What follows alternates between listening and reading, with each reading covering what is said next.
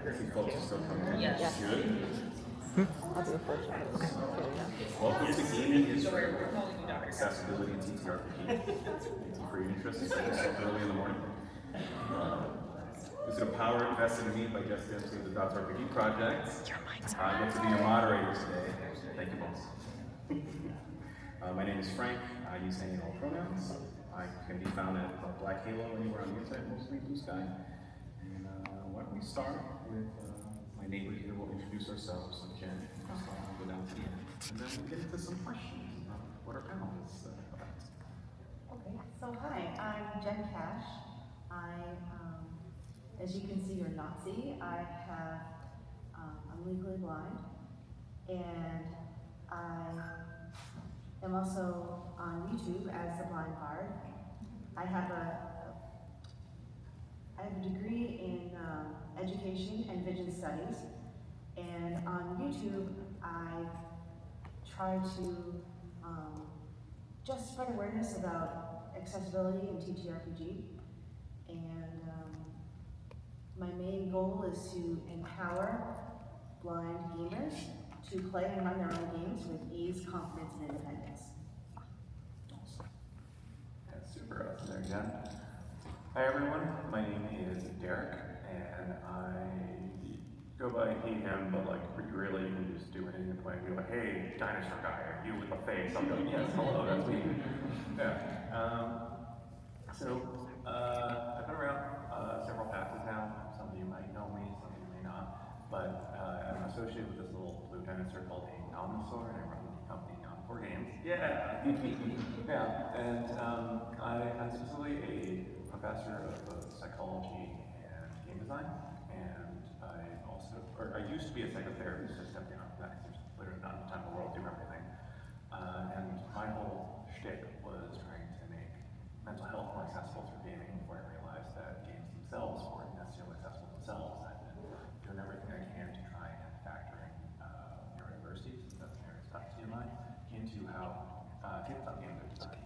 And now we're starting to dabble in with physical disabilities as well, which is why having all these other amazing panelists here will be awesome for everyone to kind of learn from, since you're really, really interested in that, hopefully. Thank you very much, Derek. Hi guys, I'm Cam. I also go by any and all pronouns. Take your pick, I'll respond. I am a UX professional first and foremost. I've been working in the industry for about 15 years. UX, user experience, so studying how people use things. I am specialized in digital accessibility, so I'm sitting on this panel to sort of represent that digital aspect of TTRPGs and that direction that TTRPGs are heading. Lots of VTTs and character creators and so many PDFs that are really hard to use right now for people who use assistive technology. So that's what I specialize in, is making sure that apps are usable by everybody. So that's the voice I want to bring. Gorgeous. Hi, I'm Nix. Hi, Cam. Love you, Cam. Thank you, Cam. By the way, this is my partner, which is why I just think it was like, screw it, I'm going in. I don't need to acknowledge you. I acknowledge you all day long. No, okay. She's gonna step all over me, and I like it. So It works. Hi, I'm Nix. I also am known as Charm. I am actually familiar with literally everything. I myself am a streamer. I am what I like to call a tabletop role-playing game content mercenary. I do literally everything. If I have not done it, I have researched it extensively or am about to do it. What that mainly means at this point right now means a lot of APs at this point, especially production and performance, and learning how that works and how disability comes into play there, because I myself am recently discovered that I have my own fair share of disabilities, and unpacking a lot of that. And learning how to move forward with that. So that's my perspective for this channel, or this panel. And also, I guess I'm a cosplayer. Hi, if that wasn't obvious. Hi, I'm Elizabeth McLean, and I lost my voice before this even started. The hotel bar is really loud at the Westin. Who knew? I use she, her pronouns, and I'm a cis-het white woman. I'm also autistic. I have mobility disabilities, so I got a rental rollator back here, and I also have chronic health disabilities. I'm a professor of musicology, so it makes no sense that I'm here today. But I'm also director of disability studies at Virginia Tech, and I lead a project called Open the Gates Gaming. We work on cognitive access tools developing with the disability community and also inclusive adventures, because we want to make sure everyone can be at the table and find their own hero's journey. Awesome. Thank you, everybody. So yeah, for my own disabilities, invisible, right, chronic pain sufferer, and ADHD.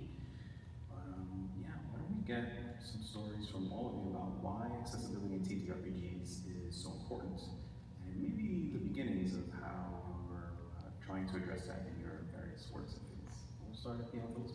Sure. Yeah, it's kind of funny because when I got my autism diagnosis, they gave me a blank storybook and told me, tell a story with this, and I failed miserably. So they wrote on the paperwork that I just lacked this type of creativity. So even though I was always interested in TTRPGs, I never even tried them. The couple times I got up the courage and dealt with my social anxiety enough to go into a game store, I was not welcome. I fled pretty quickly. But once I found a group online that felt safe, because they didn't know me, so I could run away at any time, I found that they actually presented the perfect framework, right? The right balance of randomization and structure, that I discovered, no, I am creative, and I am a storyteller. And the other thing that was incredibly impactful to discover was that I could build community in this space. Because as an autistic person, I've been pegged since the time I was a child as a loner. I don't care about other people, like that kind of thing, and that's not true. And learning that helped me get involved in community organizing, get into disability justice spaces, and find ways to support that work. The other thing I'll share is that with Open the Gates Gaming, we do a lot of community playtests, and there have been multiple times that after the playtest, someone is sitting there in the corner really, really quiet and not leaving. And a lot of times, I get a little emotional because these folks are emotional, like tears in their eyes, like I don't want to leave. Like, I feel safe here for the first time.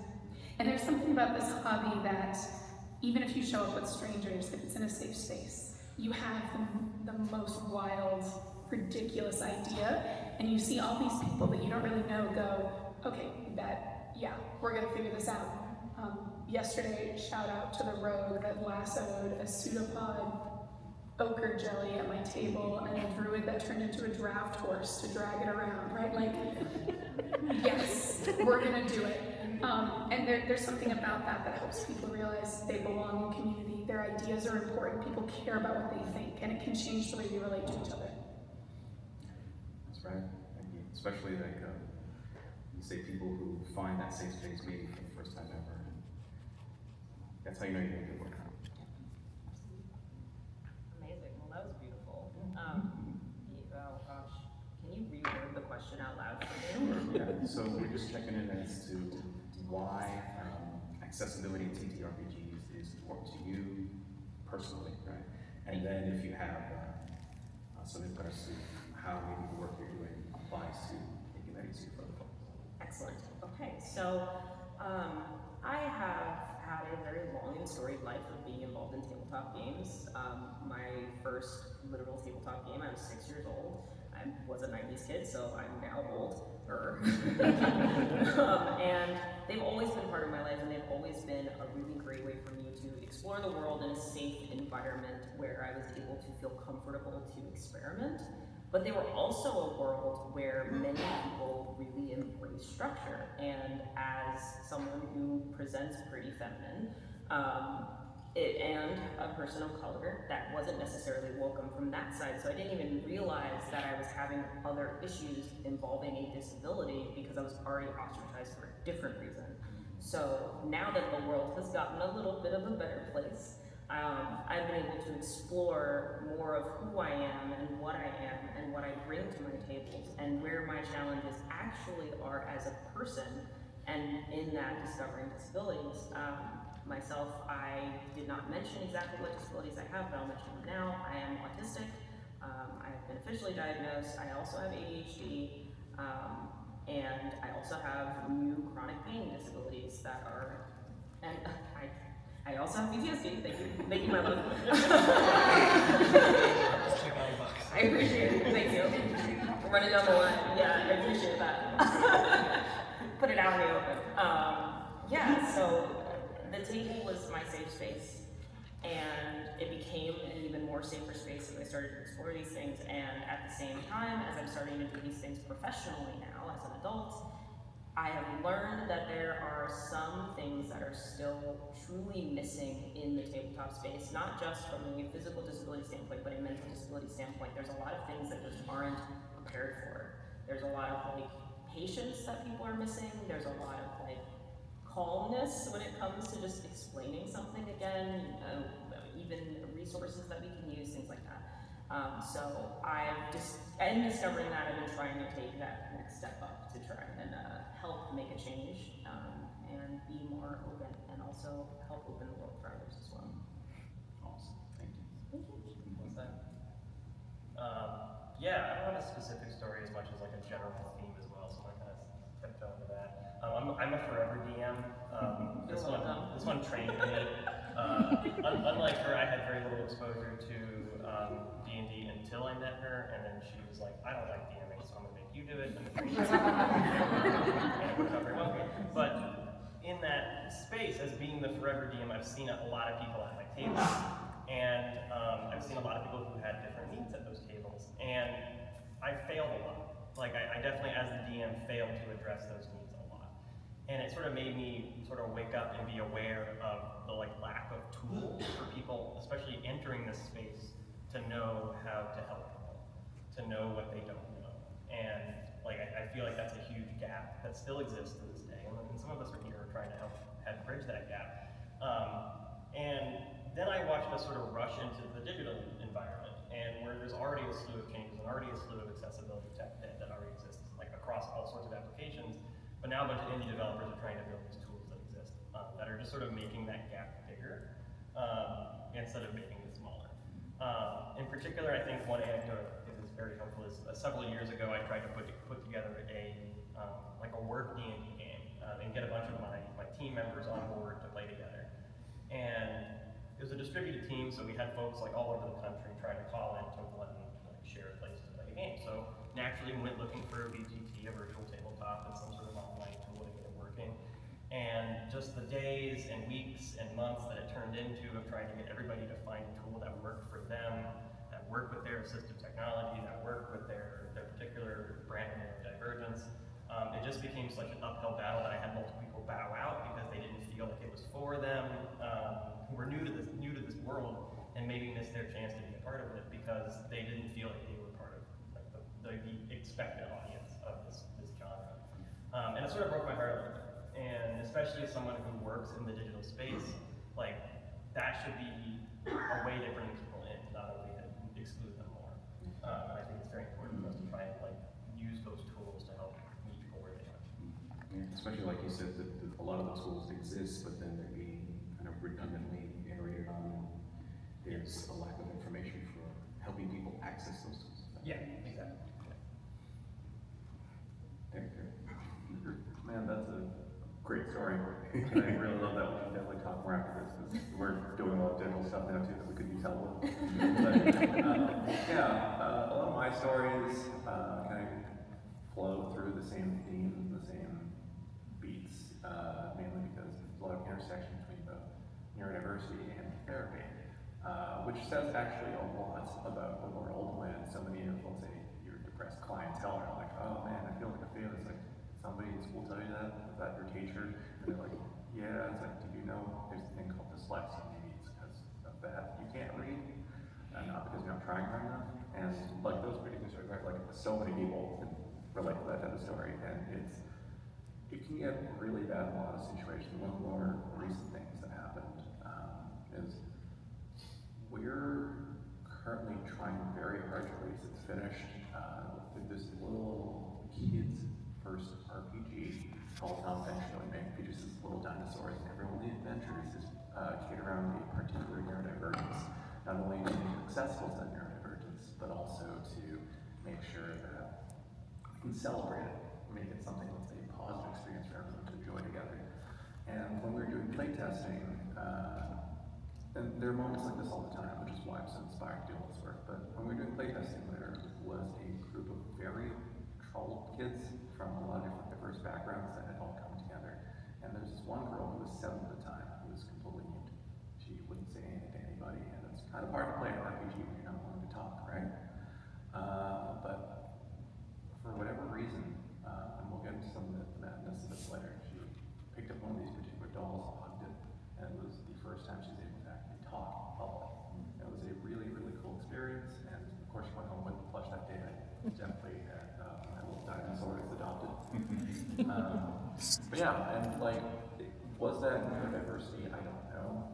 In her case, she was specifically put into foster care at the age of 3 because she was imperfectly touched as a child. So I have no idea if there was something trapped there, but ultimately accessibility, I think it was beyond whatever it was we taught, was about making sure everybody always has a seat around the gaming table. Wow. I don't know how I'm gonna compete with all of this. The good news is it's not a competition. So for me, tabletop games have kind of given me the confidence to try new things. I used to write a lot. I still do. But it's a solo journey, right? And there's something about being with other people in a game and trying out something new and working together that's just very empowering. And, you know, I can't drive a car, and sometimes it's really hard for me to even tell where I am walking around. I need to be super vigilant and recognize all the different cues. But in a game, I can soar above a castle on the back of a dragon. I can shoot a fireball and know I didn't miss. I can, you know, just like strike somebody in combat. I can be anything I want to be, and I don't even have to leave my house. I've been a villain, I've been a hero, I've been both sometimes. And that's really fun.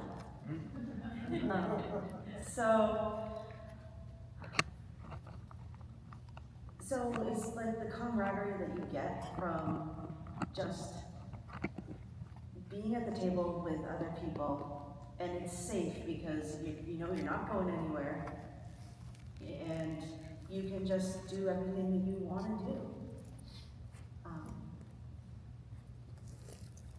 And as far as like, you know, there's certain things like we've got audio descriptions for TV, but we don't, like at the table, if I'm confused about something, I could just say, hey DM, can you explain that again? And that's what it's all about. And just for a minute, I can forget that I'm blind. That's a cool power of TTRPGs. Yes. Power of imagination. Yeah, awesome. All right, so thank you everybody for your introductions. So we'll move to our next question.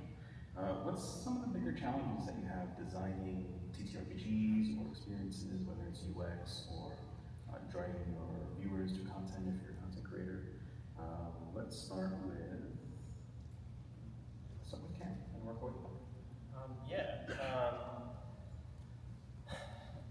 I think in my experience, it's like I've worked everywhere from like fintech to gaming to like big corporations to little groups. And continuously, I think that the biggest barrier, I'm sorry, I'm not going to pull any punches. The biggest barrier to accessibility is capitalism.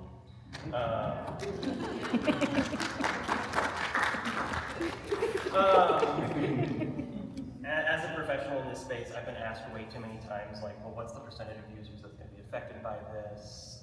And trying to drill it down to some like sort of return on investment. And I think way too many people think that way.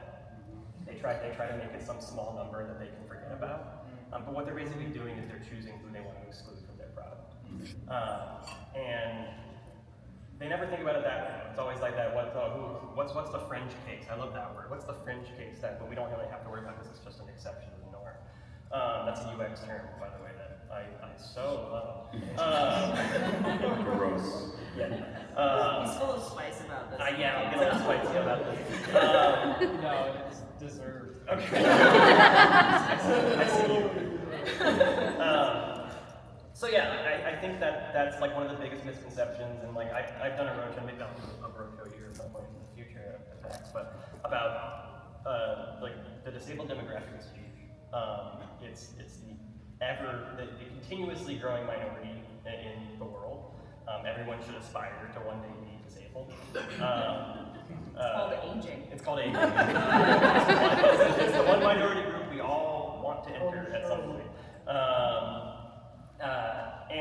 I think there's just a lack of perception about like what disabilities are, how they affect people at different stages of their life, situational disabilities, temporary disabilities. Like there's a whole bunch of slews of situations that affect people that people just don't think about.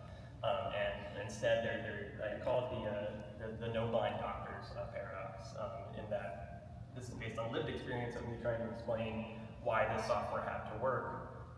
For visually impaired users and making sure that it worked with screen readers, and the answer I got was, well, there's not that many blind doctors, so we don't really need to worry about it.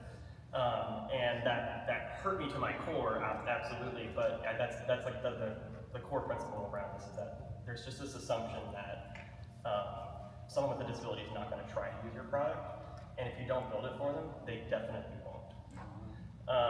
So I think that's the biggest barrier, is just like not viewing them as a customer, not viewing people as a customer, and instead trying to put them in these little like fringe cases where you don't have to worry about it. Right.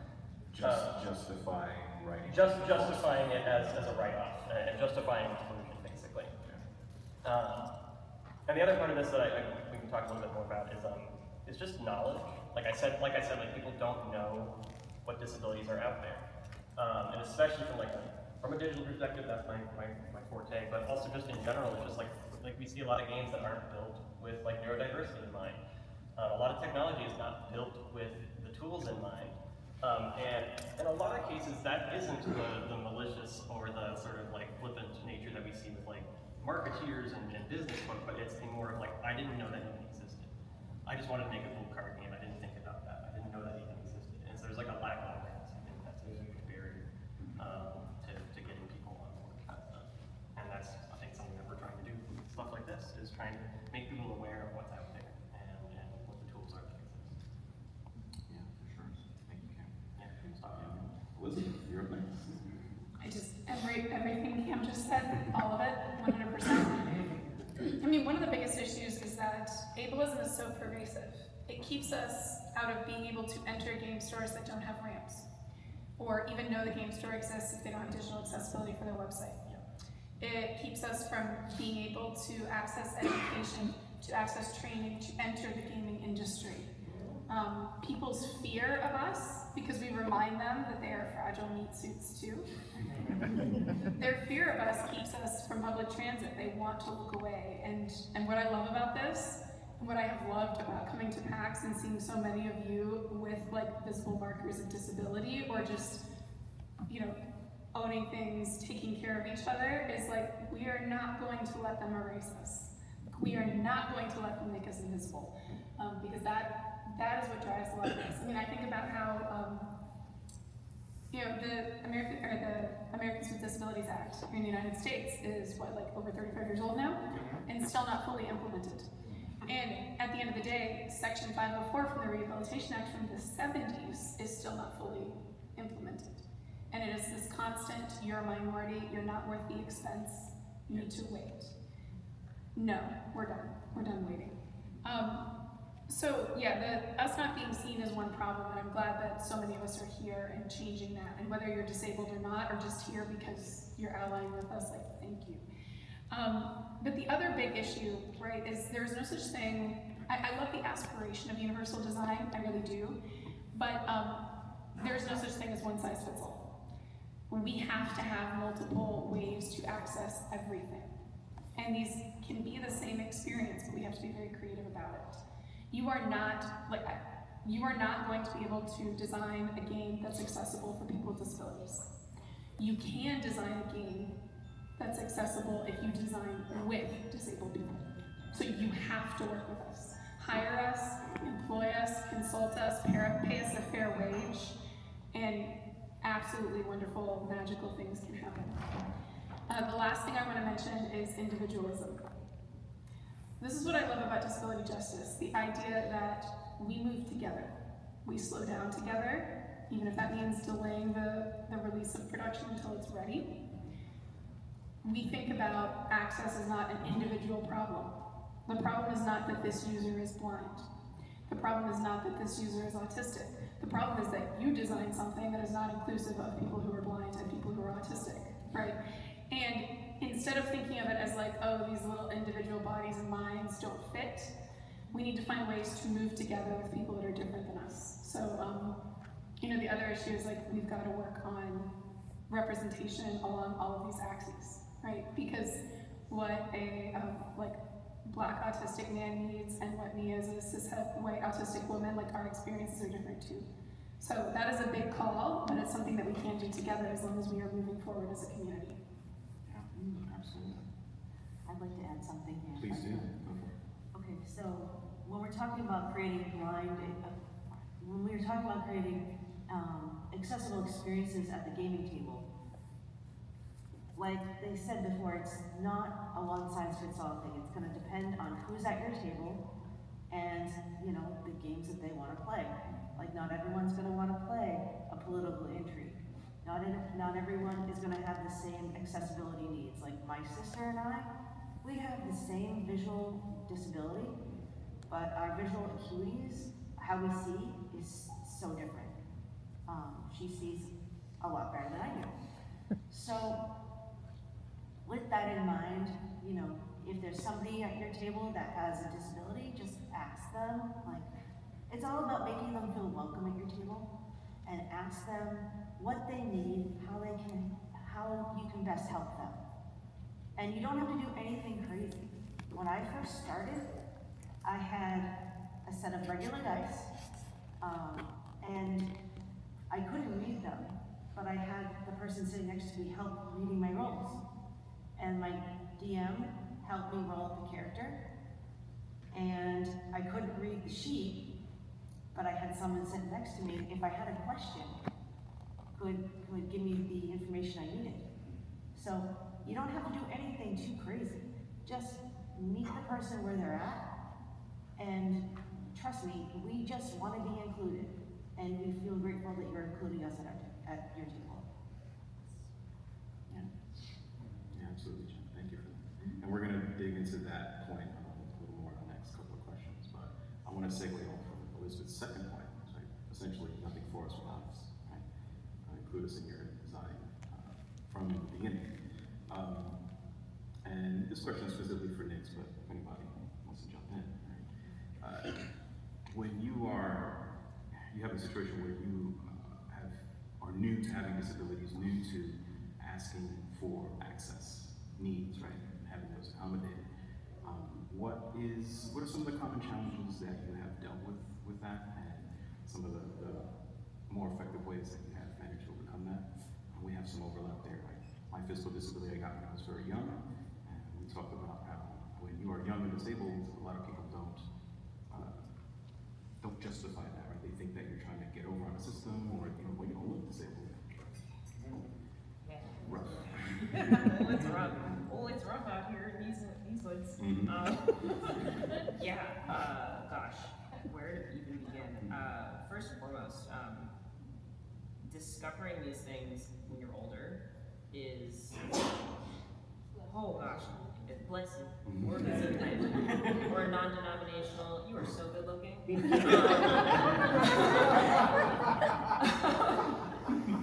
Navigating these things when you're younger, you have more time, right? So for me, in the last 6 years has been my discovery of all of these new challenges, and figuring out how to approach those with other people has been a huge challenge, because not everyone is ready to accept that. For a great example, I can be funny to you guys, but if I go home, I may or may not just be a lump on the couch, right? I can mask during the day, I can have a good time, I can joke, I can laugh, I can do all of those things, but at the end of the day, I am still autistic, and whatever other people may view that as might not match what they see me as during the day. So when I tell them, hey, actually, I know I seemed like I had a lot of energy this morning, but I actually really need like the rest of this week to go recharge fully recharge and get away from everyone and do all of my good self-care stuff and all of my wonderful things for my therapist and take my medicine and blah, blah, blah, blah, blah. And to have someone be like, what do you mean you can't? Right? Like, and that's like, I would say kind of low on the totem pole, right? It's like, it's the littlest thing of just, I need a second. And when it comes to tabletop games, that might happen in the middle of the game. There are plenty of games where at some point during the game, the mask is gone, I am overstimulated, I am exhausted, I want to go home, I want to punch walls, I want to leave, I want escape as fast and as quickly as possible, and I check out, and everyone's just like, what's wrong? Why are you so angry? Like, and they make it like a you problem instead of just being like, well, maybe you're having a moment and you just need some time. And give me my 20 minutes to not necessarily fully engage with you so I can reset and come back. Really great things though is, you know, when you find the right people that respond well to your needs or respond well in the moment because they've been talked to or have experiences themselves, it's so beautiful. So a great example is I was recording an AP that has not been released yet, and I cannot talk about more detail than what it is. But we were in our tech chat before the recording started, and I had a disassociative episode. Full on, I don't know these people that well. They are friends, but they're work buddies more than anything else, right? And we're on camera, and I'm just checked out. And it's something, but they all had the experience to go, hold on, let's help you, instead of what I've usually experienced, which is what's wrong with you? Would you just hurry up and get over it? Can you go to the bathroom and just wipe your face or whatever, right? Like, so it's really important to have those things. And yes, I've had, you know, lovely, beautiful experiences where everyone stopped and called my partner and were like, hey, she's upstairs having a moment, go grab her, go help. You know, give her some food, get her some water, all that good stuff. And I've had the same thing with like physical disabilities, but I have ankle problems, hip problems now, and navigating that physicality at the table when I used to not is also another challenge. I used to have a much smaller gaming room, I'll tell you that. You know, figuring out where I'm putting my legs for a session is a whole thing now for me before I get started. And that's a lot of a huge new challenge. But again, when you find the right people, which can be very difficult, it sort of starts to come together a little bit more beautifully. Otherwise, you know, it's just, when it comes to playing, actively playing, I'm one of the beautiful autism kids who's not a math kid, but I can read the math book. I will read a rule book front to back before I play any game, all 400 to 500 pages. I got you, I know what pages things are on, like I am that kid. But that's not always the thing that helps other people, right? So, you know, I've had to be that guy that's like, you know, I know the whole book back and forth, I can't expect someone else to.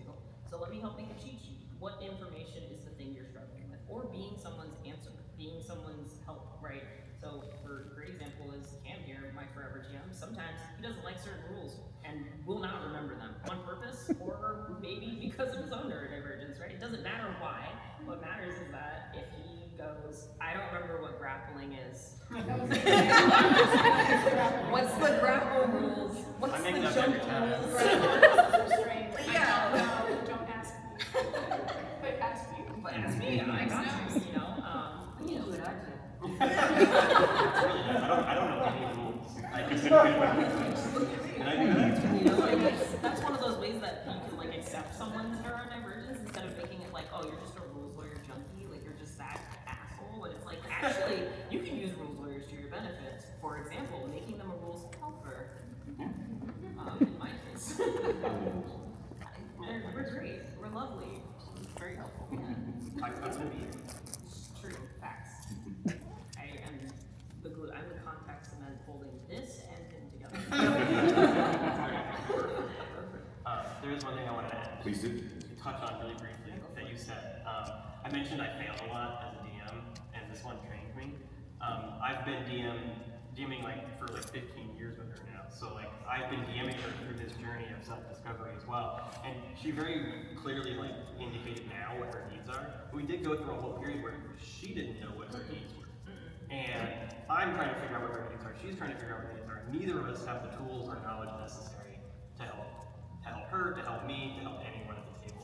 And I think that's part of that disability gap is like, when you're first coming into to realizing that maybe disability and not knowing what you need, and definitely not able to communicate it to someone else, like that's a huge part of the struggle, and that's where I think it's like, we can help people like learn some techniques to try. Because that was sort of what we had to do, is we were just kind of like throwing stuff at the wall, like maybe we'll try a safe word, maybe we'll try some lists, maybe we'll try this, and like just throwing it all at the wall, and like we eventually got there, but it would have been a cleaner process if we knew a little bit more ahead of time. I can definitely relate to that because I was trying to figure out at first, like, how do I do my character sheets? Do I put them in a notebook? Do I enlarge them? Do I braille them? Like, what's the best strategy? And I had to go through a whole bunch of things, and you know, my husband was really helpful in coming up with different solutions. Like, I have some of my character sheets blown up, some of them are online, some of them are handwritten and I use meta classes for, and it's, you know, it depends on the game, but we figure it out together. Always together. That's like really key, I think, and that's something that I'm learning as someone who is kind of forcing myself to fit into a normal box, quote unquote. Is that it is very much a group journey. A lot of this can't be done all by yourself, and opening up and asking for help is hard. It's really hard. Yes. Whether it is necessary. Yeah. I want to hop in here because I feel like this is a really good way of capping off this particular point with what everyone's been saying. And this comes also from like my professional training. Language is really important. It's how we discuss things and talk to each other, which is one of the reasons why I would like to circle back to what you were saying there. About like it being a disability gap and reframe it as a difference gap. There's a lot of different things about each and every one of us. There's lots of formal terminology, and some of that terminology can be really useful as starting points. Like if someone says they're autistic, I'm like, great, that gives me an idea of what that means, but your autism is going to be different from somebody else's autism. There's also a lot of things that we don't even know about right now. Like the DSM, for example, is a constantly evolving book. Certain things disappear from it, from each edition. New things get added constantly. All that really is to say is that professionals have no freaking idea what they're talking about too.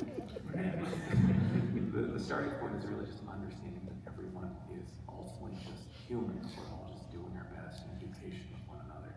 And really kind of a large part of my work is in taking all that professional mumbo jumbo, distilling into something that basically everybody is able to use in all of their gaming sessions, no matter what. Yeah, excellent point. And just through the course of this conversation, we've like naturally transitioned into the next question without having an answer. That's fine. That's good. We've covered it.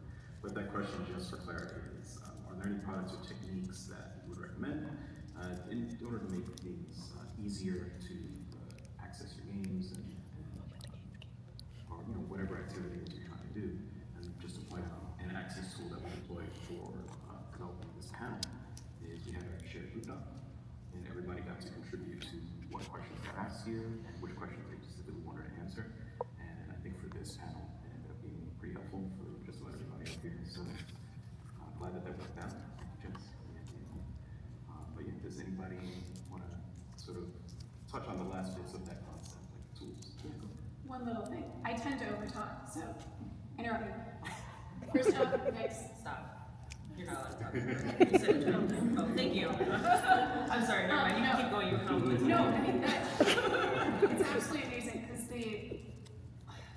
learning that you're different and getting names on it and finding your people it's so emotionally fraught. Oh gosh. Like, you feel wonderful, and then you feel terrible, and then the past makes sense, and the past doesn't make sense, and the future is scary, and then Yeah, it explains so many phases I had with popcorn shrimp.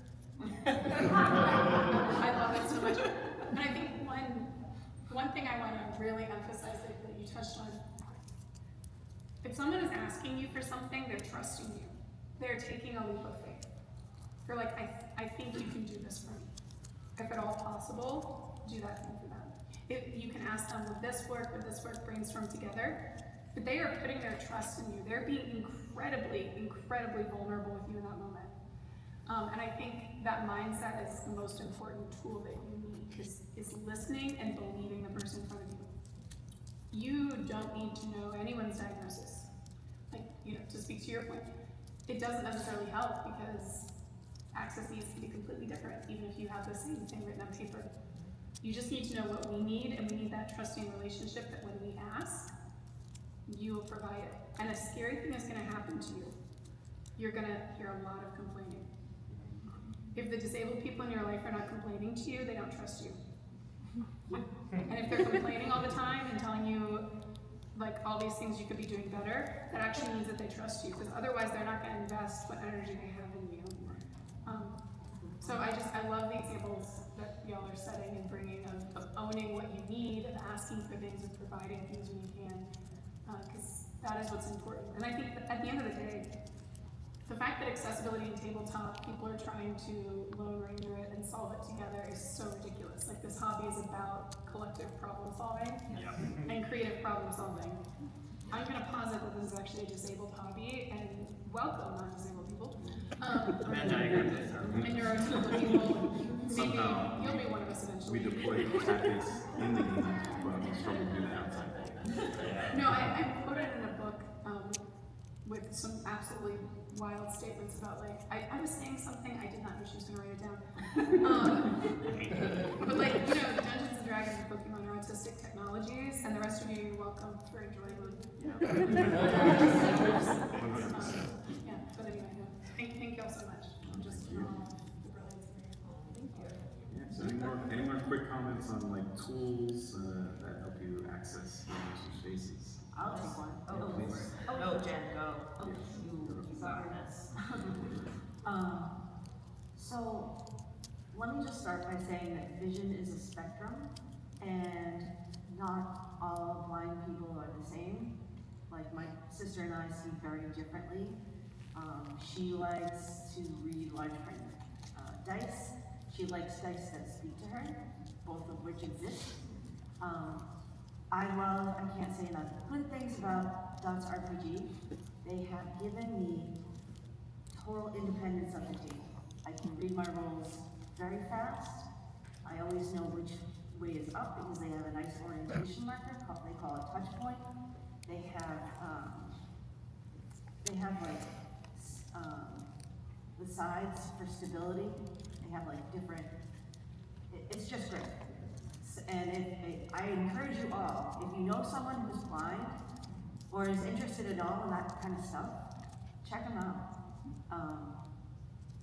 Their dice case also doubles as a dice tray, and it has different things you can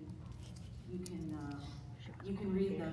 It doesn't have print on it per se, but it has a print out card, so you know both. But there's a lot you can do. And it's all basically just welcoming somebody to the table, finding out what they need. Like for my case, I find it very helpful to have things, like real concrete things that are on my character sheet, but I have them in front of me because at the time when I need them, I forget that they exist if they're not in front of me. So not out of sight, out of mind, right? So I could have drunk in that potion if I had remembered it. Yeah, exactly. And inspiration points or hero points or whatever you call them. Yeah, I mean they can I can't talk tonight. They can be represented by coins, or there's different things like arrow trackers and spell trackers. And those things not only can improve accessibility for us, but for everyone at the table. Yeah, absolutely. What is it, the curve cutting effect? Yep. My favorite effect. Derek, does he want to jump in? Really just to tell you, Frank, you should tell people where to find us. They're here. I'm glad you got ahead of me. Thank you for that. But Jen, thank you honestly for your honest and organic promotion of Dots Braille Dice. I've been using them we since the beginning of the year, and they've totally changed the way I play. I'm glad that's what Dots developed them for. But yeah, you can find Dots RPG and Open the Gates Gaming in a PTI lounge downstairs. So do come in, stop by and see us, even if you just want to sample the dice, play around with them, see or touch them, please do that. Or ask us weird questions. Yeah, it's just weird questions. So we'll get more into that at the end of the Should I do the brief, what OTG has for access? Or save it to the Yeah, end? we'll save it to the Save it to the end. end? But thank you for that. Before we move on to access tools, the PTI lounge downstairs, and does anybody have a good idea? It's the PAX Together intersection, it's 151, so it's almost directly below where we are now. And then 152 next door is the Access Forward Gaming Lounge, which is a new collaboration between DOTS and OTG. There's some, you can sign up in the PAX Nav app to save a seat, but that's only half the seats. So if you just swing by, you can get a spot to play and try these things out. And just in case, I did bring a map for anyone who needs it. Thank you. I mean, more tools to help with accessibility. Yeah. Correct. And everyone loves collecting tools, so please make all the trackers of all varieties that you would like, because I love collecting all sorts of knickknacks, and some of them become tools I really need that I didn't know I needed. Yeah, absolutely. All right, before we move off this question, Cam, I have a note here. You want to talk about NVDA? How much free? I mentioned NVDA being free in our notes, but the point of that is more just to learn common accommodation technology. Like just like explore the like NVDA. I'll explain what that is. I can't remember what the acronym is because I work with so many acronyms. Non-visual data access. Is that what it is? Wow, look at that. But it's basically it's a freeware screen reader, and it's one of the most commonly used. Like when we do accessibility testing in digital software, like that's the one we usually typically go to. There's another one called JAWS that costs money. It's a little bit more feature rich, but NVDA will get you the experience of working with a screen reader. That's why I mentioned it. It's free. The good news is a lot of this other stuff is free. The accessibility community is also a very open source community. There are tons of tools available to just go learn about how stuff works. Like you've probably seen like colorblind simulators, and you've seen like dyslexia font simulators. I recommend just exploring those things a little bit, especially if you have someone that you know is coming to your table who uses those things. Like it has made a world of difference for one of my players who's usually he's a full-time streaming user. I took NVDA and I went through the D&D Beyond app first, and then I said, hey, I know this part sucks, and you're gonna have to do some stuff here. He really appreciated having that heads up, so that in the middle of a game, he didn't have to run into a problem and stop everything, because he didn't want to deal with that. So like, just, you know, as a GM, as someone who's working with your product, especially if you're building a new game, especially if you're building a new product or a new website or a new tool or whatever else, just run through it. And the other one that's free is a keyboard. Just take your mouse and just throw it somewhere. And just try to use an entire digital tool with your keyboard. Because the keyboard is the interface for like a myriad of other accessibility tools, like sip and puff cups and mouse pads and joysticks, all these other things. They all use the keyboard interface as a bridge. So if you can't get to your application with a keyboard, none of those folks can access that. So those are just like some common things that I did. Anytime I'm telling anyone to build anything, I'm like, test those things. Right. Thank you, Ken. Yeah. So, yeah, we're coming For the down. love of God, do not over-design your PDFs. I'm sorry. It's my school pet peeve is everyone wants to make a beautiful PDF, and I applaud you. I love beautiful PDFs. God, they're just so lovely. I love a beautiful book. I love a beautiful PDF. But my goodness, the more crap you put on your PDF, the less easy it is to read. Please look at the screen reader. Yeah. Please look at anything. Contrast checker, anything. Please stop putting images in, like text in images. Like you can just put text on the page. You just started out there. It's kind of crazy. That point is an excellent segue to what may be our last question, just because our time. We'll see. But let's talk about design, and we're going to start with Derek here. So what are some techniques and philosophies that are core to designing accessible tools and games? This is going to sound extremely obvious, but ask people what they need. Yeah, I know, right? That's crazy. Sometimes they won't give you a straight answer because they also don't know, but that's where you come together and a group of people where you can brainstorm some really creative solutions that people don't typically think about. Like one of the greatest revolutions that I deployed when I first released my very first RPG was taking my typically portrait RPG book and turned it landscape. That's it. And people will look at that and be like, well, this doesn't fit in the bookshelf. Like, should we really do this? I'm like, is that really the concern? Like, this way, you now have 3-column writing. It's way more dyslexic friendly. It lays in a way where it stays more open, making it easier for people with, let's say, physical disabilities to actually be able to read this. Most people also play on round tables and use less of like the battle map, which is really important with concrete assets. You need to like focus on minis moving around. Like, is the fact that it doesn't fit on a bookshelf really the #1 concern, guys? And I know a few full-time wheelchair users whose phones are locked in landscape portrait, and like they despise PDFs that are just like they can only see this little chunk of it at a time, and they have it past the scroll. So yeah, definitely checking things in different presentations.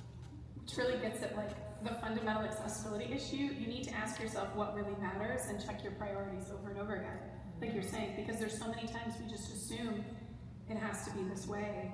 And that's why you want neurodivergent people, you want disabled people. This is not charity designing for us. Your stuff is gonna be better if you include us. I think it's Leah Lakshmi, PPS Samar Singh, who said, a seat at the table without power or leadership is tokenism. So like, it's not just giving us a seat at the table, it gives us the power, constantly reassess your priorities, make sure you know what your North Star is, and it really shouldn't be what it looks like on a bookshelf. Just, No, you're actually, awesome, I can't not yeah, say that. you too, that's a great segue. Also, it is actually, in my case anyways, it is charity for designing for you people. Oh, You know that, well, no, I mean, If you run a charity. yeah, because like, legitimately, the proceeds of whatever we make, it doesn't go into making more cool stuff. It goes into, let's say, kids' hospitals. It goes to Cookie Moody and so forth to make sure everybody has more access to fun. And like, the other thing that I'll also point out is it's okay to make mistakes, right? Like, game developers are people who really want to make something really fun. They want to see people smile while playing the game. And it's okay for people to come back to you with like feedback saying this really didn't do it for me. Like one of the things that we're currently struggling with, which is a really interesting challenge, is all of our games, -1, and for a very specific reason, feature a dyslexic-friendly font. And we want to use that font to make it more accessible to people who have dyslexia, who struggle with reading. But now we're considering completely changing what we are using for a different dyslexic-friendly font, because that one also has low vision accessibility, right? And that's pretty interesting. And there's always new techniques, new inventions, things that come out, and it's always important to go and think about like game design as an iterative process. Something you will revisit and just make sure if you are like an inspiring game designer that the public knows that, hey, you're gonna make mistakes, it's okay, you're gonna constantly improve, and it's really about trying to make it more accessible to literally everywhere, all the time. That's why we have patch notes. Yeah. Well, for video games, TTRPGs are a bit of a pain, but you know, that I think segues really well into digital. Yeah, I was gonna say, if you do like update your product with more accessibility features, don't make people pay for it again, unless that's an inherent disability tax. Like, yeah, if you add like a Braille version of your game, don't make them buy that separately. Like, offer that as the main, maybe that's the main game. Imagine that.